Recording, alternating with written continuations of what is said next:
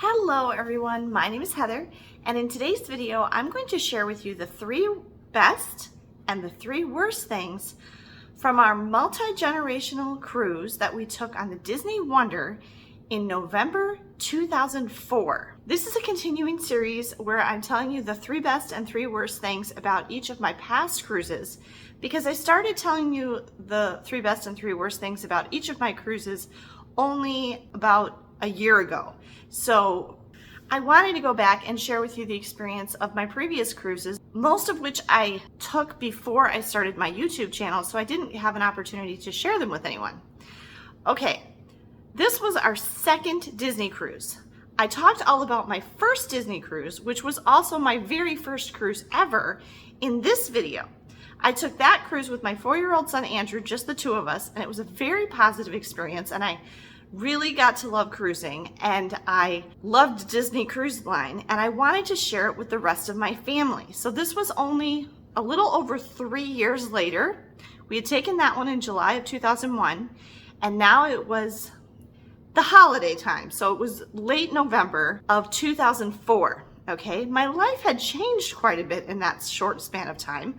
I had gotten married and I had another baby. I got married in October 2002, went on a cruise for my honeymoon. You can hear that story in this video. That had been the last cruise we had gone on. So this was my 3rd cruise. So on this cruise on Disney Wonder, out of Port Canaveral, was me, my husband, my son Andrew again, who at this time was almost 7. He was almost 8 years old. My baby daughter, Megan. Now, she had been born at the very end of May of 2004. So at the time of this cruise, she was only 5 months old.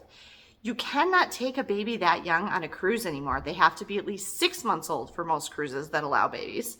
But they did allow her to go on this cruise at that time. She was also exclusively breastfed. That is important. She had never had a bottle and would not take a bottle, and we didn't use pacifiers. That's going to be important later.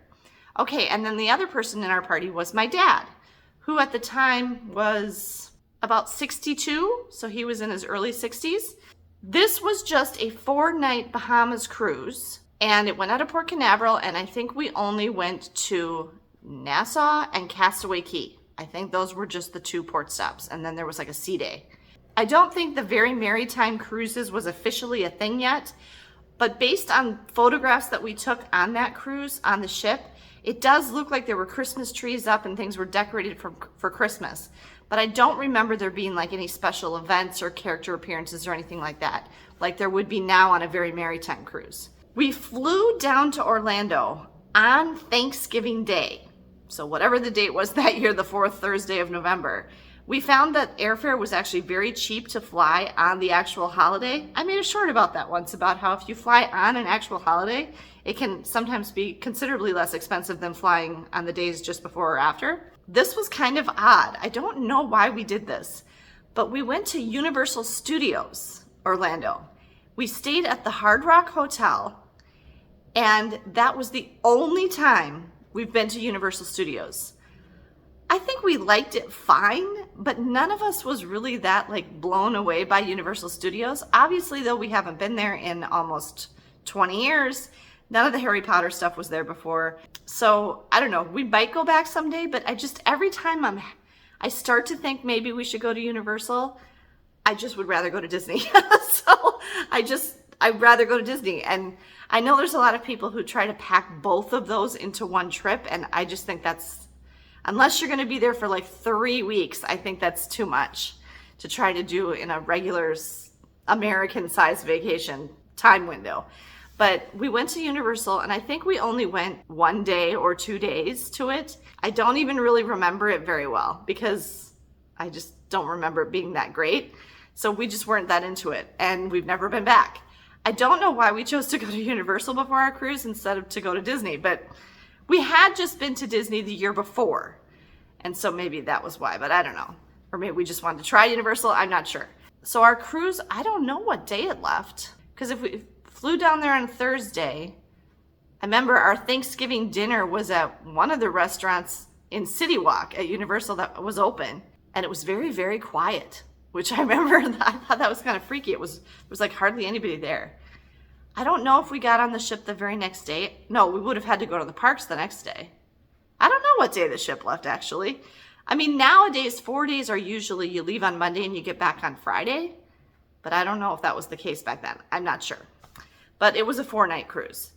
And we had rented a car and we drove.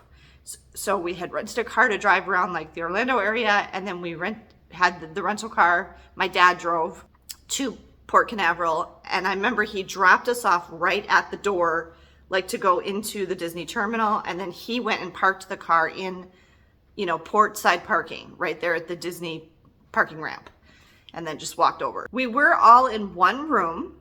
We were in a room, a balcony stateroom, so this was my first balcony, but I remember not being that thrilled about it because I just remember that balcony seeming really small. I mean, I've been on the Wonder since then, and the Magic, which are sister ships and are basically identical, and we had a balcony on the Magic this last time, and I mean, it's not huge, but it's kind of a typical cruise ship size balcony, and I guess maybe with all 5 of us trying to be out there or something, it probably did seem quite small. And I do remember we really didn't use the balcony hardly at all. I think we went out there like the first day, and I don't remember spending any time on the balcony at all. The room, being Disney, was quite spacious, and it was, my husband and I had the main bed, and then the 2 bunks, which is the couch turns into a bed, and then there's a Pullman bed that comes down. My dad had the bottom one, and Andrew was in the top one, and then they gave us a crib or a pack and play for Megan. So we were all in one room. I don't remember feeling crowded or anything. I feel like we had plenty of space. So you can have 5 people in a room, at least in that situation you could. There are, on the newer ships, on the Dream and Fantasy and the newer ships, there are rooms that are specifically meant for up to 5 people. But I think always if you have an infant, you can, even if it's a room for only 3 or 4, you can still also get an infant in there. And our room was on deck 8 on the, I want to say it was on the starboard side. And I want to say it was somewhat mid to aft. So I just kind of remembering. And then our dining situation, we were table sharing with one other family. It was a couple with 2 little girls. Now the girls, I think, were about Andrew's age. One of them was, I think, about Andrew's age, 7 or 8. And the other one, I think, was a little younger. I kind of feel like we had late seating. And the reason I think that is because those little girls fell asleep at the table a couple times. Like literally their heads laid down on the table and they fell asleep. So I kind of feel like we went to the show first and then we went and ate, and it was too late for them and they were tired. I'm not positive about that, but it's possible. The other big problem we had with dinner when we went to the main dining rooms was, as I mentioned earlier, Megan was exclusively breastfed and she never took a bottle. And we took her to the nursery. We had booked time in the nursery every night during dinner.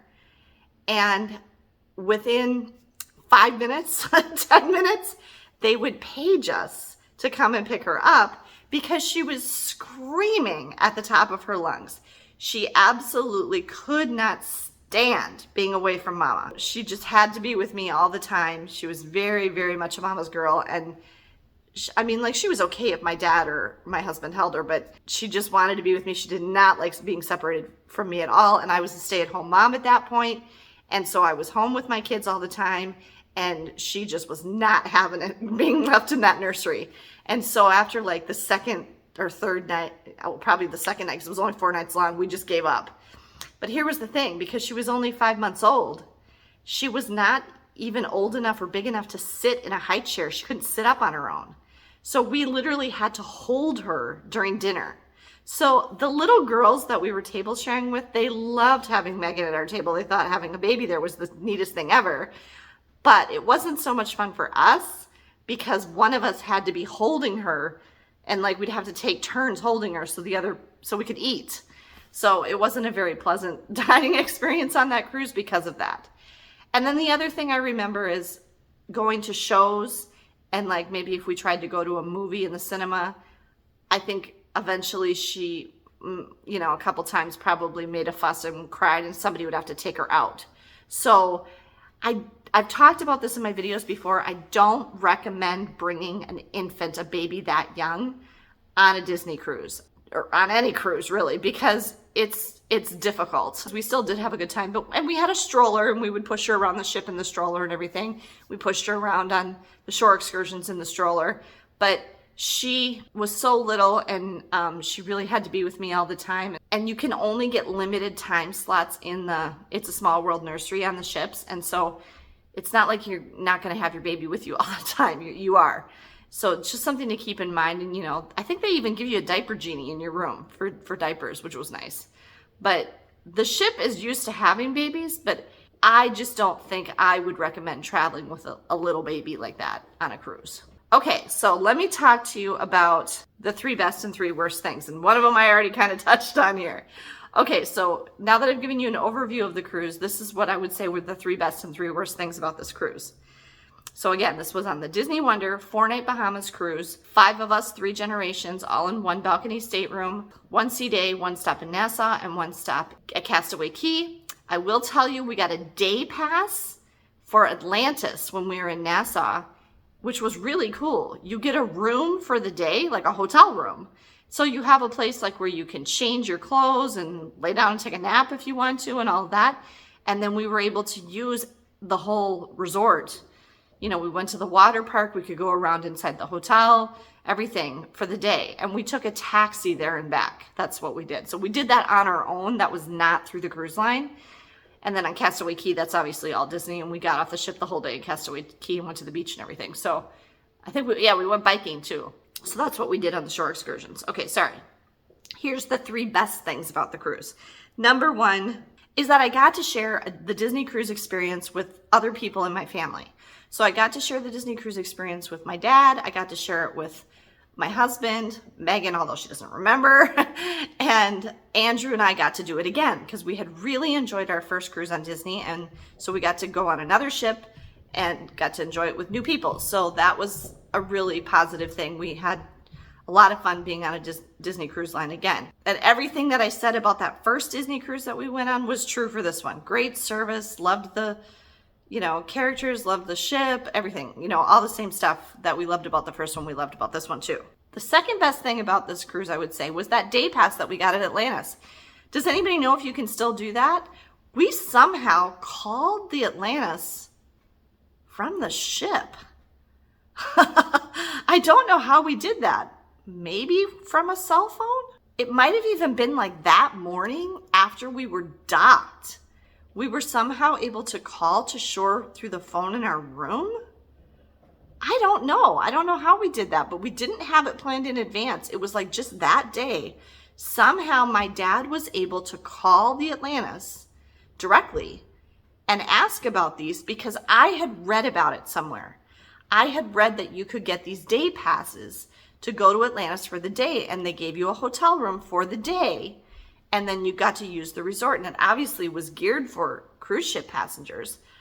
I mean, there's tons of cruise ships that go to Nassau in the Bahamas every day, so I can't imagine that the Atlantis would have stopped doing that. You can also buy shore excursions to Atlantis through the cruise line, and there's also, like private shore excursions that take you to Atlantis too. Those tend to be pretty expensive though. I know that we got a better deal by booking it ourselves directly through the Atlantis resort the way that we did than if we had gone through either a Disney shore excursion or a private shore excursion. I remember my dad was pleased that it wasn't very much, and he was happy about that. So we took the taxi over there and we had to go to the front desk. The Atlantis has like different sections, and it wasn't in the main tall building that you see all the time. It was in kind of a wing off to the side that had a different front desk area and stuff. And we did have to go and kind of check in, and they gave us keys and everything. And then we went to the room and we were able to get all our swim stuff on and all that and put sunscreen on and everything. I remember we did the water park. We had lunch at the water park, I remember. We went around inside the hotel and looked at everything inside the hotel. And I remember pretty late, because like the sun was setting, we played, it was either it wasn't really necessarily mini golf, it was like short putt, just short holes. And on one of them, I got a hole in one. And so I remember we played that, and it was already dark by the time we got in the taxi to go back to the ship. Now, keeping in mind that this was very late November or maybe even the beginning of December by the time, so the sun might have been setting fairly early, you know, like 6 o'clock maybe or something like that. So I don't remember if we were back to the ship for dinner. But anyway, it worked out really great. The taxi ride back to the ship was terrifying. It was a woman driver and she drove like a maniac. And I didn't have a car seat for Megan, so I was just holding her. So that was kind of scary. Overall, that was a really good experience. And I would recommend that if that's something you can still do when you're in Nassau at the Atlantis, to book directly with the Atlantis. And it might be something you can arrange ahead of time before your cruise. I'm really not sure. Or maybe not. It might be an issue of, do they have rooms left that day? That might have been the thing. I'm really not sure, but that's what we did. And that was a good way for us to do Nassau, because it was a very family-friendly, fun way for us to do something cool in Nassau. And I felt really safe doing it. I mean, the Atlantis Resort itself is really nice and safe. So, okay, and then the third best thing I would say was the holiday decor. The fact that, you know, when Andrew and I had been on the ship 3 years earlier, it was summer. And they did do like 4th of July stuff. They dropped red, white, and blue balloons in the atrium on the 4th of July and everything like that. And they, you know, had like an all-American dinner and stuff. But now it was, you know, holiday season. And I think they did do, you know, like I said, from photos I can tell there were Christmas trees up and there was holiday decorations and things like that. So it was pretty and Christmassy and all that kind of feel. So that was kind of neat. Okay, now let's talk about the 3 worst things about this cruise. Number 1, I already mentioned, which was cruising with a young baby. Cruising with a young baby was challenging, especially because of how young she was and because of her particular personality and needs. I really remember that thing about having her at dinner. She must have been a fairly decent sleeper, because I don't remember having any issues like with her sleeping in the room with all of us or anything like that. But you know, just having to carry her around and having to have the stroller and the diaper bag and all of that. And the fact that she really couldn't go into the nursery very much at all. So, you know, she just had to be with us all the time. So, I mean, just was kind of an added burden, I guess you will, especially for me to have this baby with us.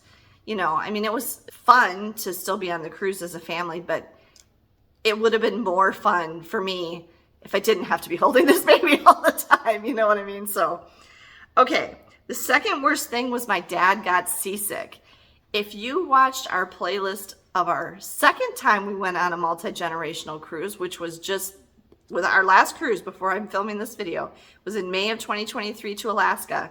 My dad was the only one on that cruise that didn't get seasick, because he apparently remembered how seasick he got on this cruise on the Disney Wonder in 2004. And so he highly dosed himself, like proactively, with seasickness medication.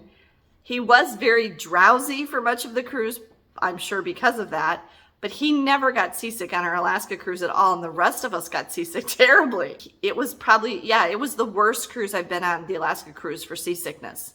Now on this cruise to the Bahamas, none of the rest of us had any seasickness at all. I don't even remember Andrew having a problem. The Bahamas is so close to Florida, and it's usually pretty calm, and you don't really run into trouble there much. Especially, we were basically past the end of hurricane season at this point. So hurricane season ends at the end of November. And there's very rarely any hurricanes in late November, you know, because it starts to get too cold. Hurricanes are fueled by warm water in the ocean, and it was getting too cold then. So I don't remember any of us having any trouble at all, except my dad. My dad, for some reason, on this first cruise, and this was his first cruise ever, got terribly seasick, and he did everything wrong. He did everything you should not do. And I kept trying to tell him, I'm like, Dad, you need to drink some ginger ale, or you need to have them bring you some green apples. Eat something, you know, go outside, look at the horizon, walk around. So much of it is all in your head, you know, get some fresh air. And he didn't do any of that. I remember he got up and left dinner without eating anything and went and laid down in the stateroom. especially because we were a high stateroom and at the stern of the ship where there's a lot of motion. That's like just about the worst thing you could do. So he had kind of a negative experience on the ship on this cruise because he got seasick and he didn't follow the advice and do all the things that you should do when you get seasick. He definitely learned his lesson, but he still spent a lot of time in his stateroom when we went to Alaska, mainly sleeping, I think, probably because he was taking so much motion sickness medication. But he also did go outside, and he never missed dinner or anything. And, he never actually, I don't think, felt sick at all when we went to Alaska like he did on this cruise. So that was just kind of a negative thing because I was concerned about him, and I felt like he was missing out on he missed a bunch of stuff because of it. Because he would choose to go lay in the stateroom instead of having dinner and instead of going to the show and things like that. And so I was kind of frustrated and bummed because I'm like, well, and I don't think he ever took, I don't even know. I don't know if he took any Dramamine or, Meclizine or anything on this cruise. So yeah, I don't know. So that was kind of a distraction and kind of a concern for me that I was like, no, I want him to enjoy himself and this isn't good. And okay. And then the third worst thing about this cruise, and this was actually kind of traumatic for me and sticks in my head, just like the negative thing that happened on our honeymoon in St. Thomas, which I talked about in that previous video. My husband on Castaway Cay really ticked me off. He did a couple different things that, quite frankly, endangered the safety of my children that I was not happy about him with at all. Okay, the first thing is we got bikes and we biked on Castaway Cay, which can be a lot of fun. I remember now, I did do that with Andrew too on our first cruise, and Andrew was 4. And so I got a bike with a bike seat with a child seat on the back, and he sat behind me and it was no problem. And I remember even he was like patting my back going, yeah, let's go mom, or whatever. But it was fine. So this time that we did the same thing because they didn't have any like the little trailers you can pull behind a bike or anything like that. So the only option we had for going biking with Megan, we even put a little helmet on her and everything, was to have her sit in the seat on the back of the bike. But again, she really wasn't quite old enough to sit up on her own. So she was on there, but she was like slumping down, like this the whole time. And I kept looking over at her because she was on the seat on my husband's bike and I was on my own bike. And I'm like, honey, she's falling over. She's slipping down, like that. And so at one point, he took her out of the seat. He stopped, he took her out of the seat and he held her while biking. And I was furious. I was like, what are you doing? That's not safe, but he wanted to, it was like we needed to get back and stuff. And I was so angry at him for that because I was so worried he was going to drop her or crash or something and she would fall and be terribly injured or worse. And so I was not happy with him about that. But I think I didn't want to, because my dad was there and Andrew was there and stuff, I didn't want to get all mad or whatever. But then we went to the beach and we got floaties, like inner tube type things, I think. And he stayed on the beach with Megan and didn't go in the water at all. And Megan was really too small to go in the ocean. My dad and Andrew and I went out swimming in the ocean with our floaties. Andrew really wanted to do that, except given the season, I feel like it was kind of a dark, stormy-ish day. There weren't any storms, but it was very windy. I think it was still plenty warm enough, but I remember that it was very windy. And I've read about this being a problem, not only there, but on other places too, when people are on cruises, where the wind blows you out kind of, and you can't get back you can't fight against it and you can't get back. And Andrew was on his tube, holding onto his tube, and the wind or the current or whatever blew him way, way, way out into the ocean, like farther away than we couldn't get to him. My dad and I were swimming as hard as we could, and neither of us could get out to him, and we were getting really scared. And so I swam back to the beach to get my husband, because my husband was a fit, muscular, strong guy, and I'm like, he's the best one to go get him, And so I came back and was like, you got to go get Andrew. We can't get him. He's way out there. You could see how far out he was. and he wouldn't go. He absolutely refused to go out and help us. And he was all into like how he had dug this little sand thing for Megan to lay in the sand and just wanted me to look at that. And he was all excited about it, which, yeah, great. But when my other child, also my baby, is floating away in the ocean, never to be seen again, I need your help right now. And I was so frustrated with him. And I can't remember where the lifeguard was. There are lifeguards at the beach at Castaway Cay, but I don't know if we were just too far away from a lifeguard and the lifeguard didn't see or didn't realize the urgency of the situation or whatever. But I ended up going back out in the water, and somehow, through sheer will, my dad and I somehow managed, or my dad, I think, managed to swim far enough out to get Andrew and pull him back. But he was really little. He was always kind of a little kid. You'd never know it now, but he was very tiny and little and, you know, not strong at all himself. And he was, you know, he was only 7 or 8 years old. And so that was really scary for me. I was very scared that, you know, we were going to lose him out in the ocean. And I can't remember why I couldn't get the attention of a lifeguard or whatever, but I think my husband was closer, obviously, than the lifeguard was. But I just remember being very frustrated with him when we were on Castaway Cay because of those two things. Like, you know, I really felt like he wasn't, you know, don't you care? You know, you need to take care of the kids. And so I just felt like he wasn't thinking about the safety of the kids, which obviously was probably another thing that did not bode well for the longevity of our marriage. But anyway, so those were the 3 best and the 3 worst things about our cruise on Disney Wonder in November 2004. And this was, again, our first multi-generational cruise. My dad, me and my husband, kids. I remember it being a very fun cruise, and except for these 3 little things, again, none of which had anything to do with Disney Cruise Line or the ship or anything. It's interesting to me to look back on these cruises and realize that sometimes the things that are really good or really bad are directly related to the cruise line. You know, the service, cleanliness, you know, functionality of things on the ship, stuff like that. That's the cruise line's control. But a lot of these for me really didn't have anything to do with the ship or the cruise line.